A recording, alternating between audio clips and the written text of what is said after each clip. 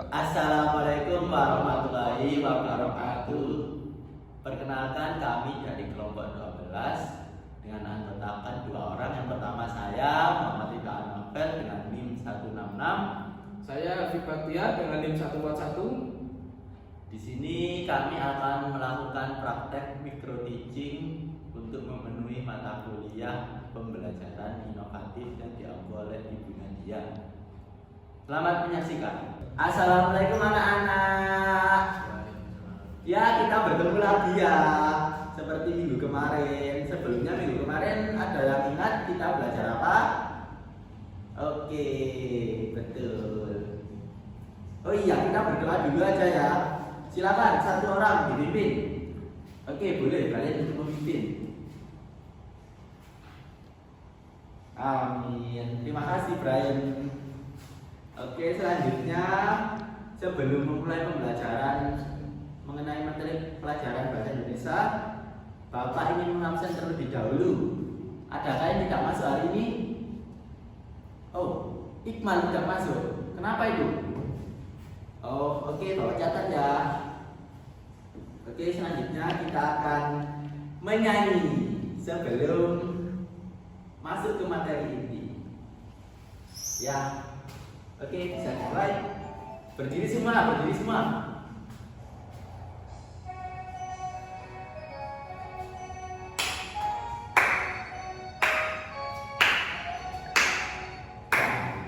Pancasila, akulah pendukungmu. Patriot proklamasi, setia berkorban untukmu. Pancasila dasar negara, rakyat adil makmur sentosa, pribadi bangsaku. Ayo maju, maju, ayo maju, maju, ayo maju, maju. Oke. Da Pancasila, akulah pendukungmu. Patriot proklamasi, setia berkorban untukmu. Pancasila dasar negara, rakyat adil makmur sentosa, pribadi bangsaku. Bangsa ayo maju, maju, ayo maju, maju, ayo maju, maju.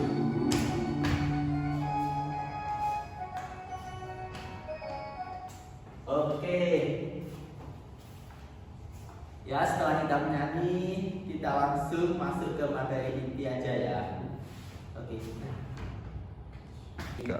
Assalamualaikum anak-anak. Bagaimana kabarnya hari ini? Ada yang tidak masuk lah hari ini? Siapa yang nggak masuk? Oh, kenapa itu?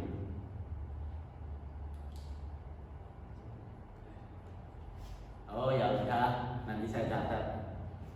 Sebelumnya ada yang tahu kita akan belajar apa hari ini? Oh ya betul, kita akan belajar mata pelajaran bahasa Indonesia. Oke. Nah, dalam pembelajaran kali ini memuat 2 materi utama, yaitu yang pertama ide pokok paragraf dan kalimat persuasi. Nah, sebelum melakukan pembelajaran, kita amati dulu teks dikenal karena menari. Ayo, perwakilan 1 untuk membaca.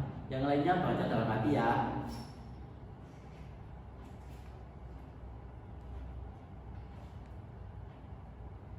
Oke, terima kasih sudah membantu membacakan ya. Selanjutnya, coba ada yang bisa menyebutkan gak? Di situ ide pokoknya yang kalimat mana? Oh, betul, Mas Iqmal betul. Ya. Oke, selanjutnya kita langsung ke pokok materi aja ya. Yang pertama ada materi ide pokok paragraf. Ide pokok paragraf itu merupakan inti utama atau inti permasalahan yang terkandung di dalam bacaan. Gagasan utama ini biasanya terletak di awal ataupun di akhir kalimat. Biasanya gagasan ini terletak di kalimat utama.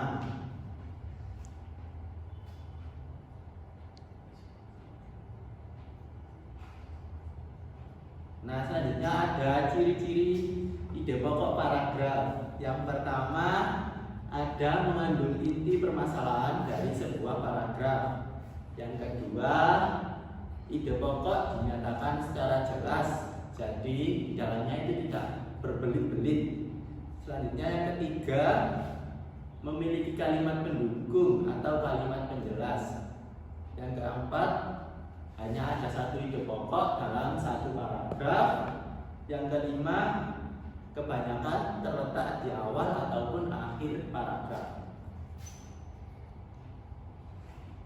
Selanjutnya ada fungsi ide pokok. Yang pertama, untuk memberikan pemahaman inti.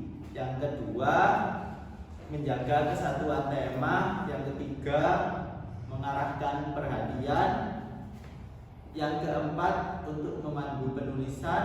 Yang kelima, untuk mempermudah retensi informasi.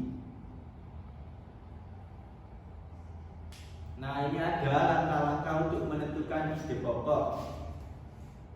Yang pertama ada membaca keseluruhan paragraf. Yang kedua ada mencermati kalimat pertama dan terakhir. Yang ketiga ada membaca semua kalimat yang ada dalam paragraf. Yang keempat ada menandai ide pokok dalam kalimat utama. Yang kelima ada fokus terhadap kata-kata kunci. Yang terakhir ada mempertimbangkan struktur teks. Nah, ini ada contoh untuk menentukan ide pokok paragraf ya. Ini ada paragraf korban virus COVID-19 di Indonesia terus bertambah seiring dengan meningkatnya mobilitas bla bla bla bla dan penyekatan. Jadi ide pokok dalam paragraf tersebut yaitu bertambahnya korban virus akibat peningkatan mobilitas penduduk. Ide pokok tersebut didapatkan pada kalimat utama yang terletak di kalimat pertama.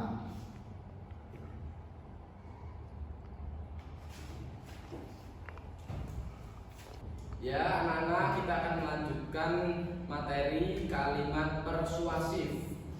Kalimat persuasif ini merujuk pada jenis kalimat yang digunakan untuk membujuk atau meyakinkan orang lain tentang suatu pandangan, pendapat, atau tindakan tertentu.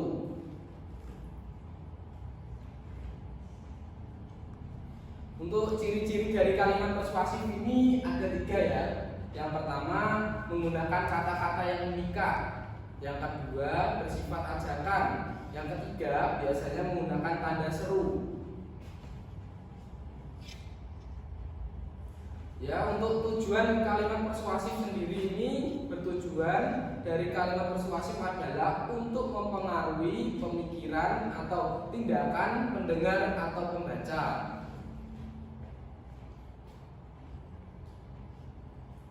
Ini ada jenis-jenis kalimat persuasif ya. Ada 4 jenis. Yang pertama ada persuasif pendidikan. Yang kedua ada persuasif propaganda. Yang ketiga ada persuasif iklan. Yang keempat ada persuasif politik.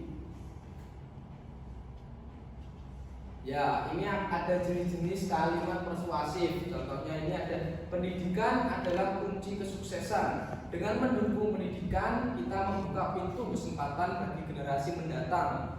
Investasikan masa depan, dukung pendidikan. Yang kedua ini ada berhenti, lihat dan dengarkan sebelum menyeberang. Keselamatan adalah tanggung jawab bersama. Jaga diri Anda dan orang lain di jalan raya. Ya, untuk kesimpulan dari kalimat persuasif ini adalah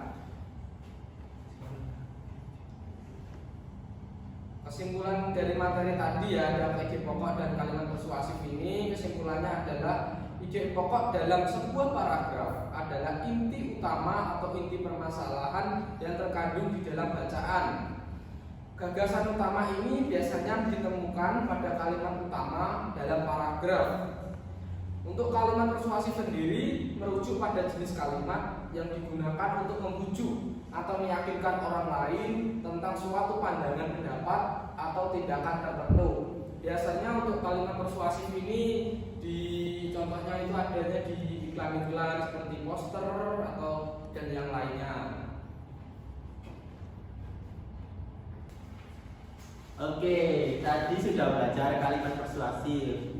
Di sini Bapak akan memberikan contoh poster yang mengandung kalimat persuasif.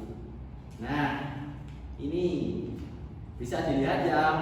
Ini ada gambar sampah. Jadi di sini ada kalimat yang mengajak untuk membuang sampah sesuai pada jenisnya. Jadi kita diarahkan untuk tidak membuang sampah sembarangan. Oke, jadi untuk tugasnya nanti sesuai dengan LKPD yang telah Bapak bagikan tadi, yaitu membuat poster seperti ini. Temanya bebas, yang penting mengandung kalimat persuasif ya anak-anak. Tadi kita kan sudah belajar tentang ide pokok paragraf dan kalimat persuasif. Untuk sebelum kita mengakhiri pembelajaran hari ini, apakah anak-anak bisa menyebutkan tentang materi-materi tadi? Kalau bisa, tunjuk angkat tangan. Ya, Mas Iqmal.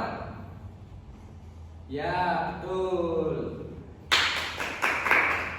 Ya, tadi untuk materi tadi dan tugasnya dikerjakan, dikumpulkan besok hari Senin ya, anak-anak.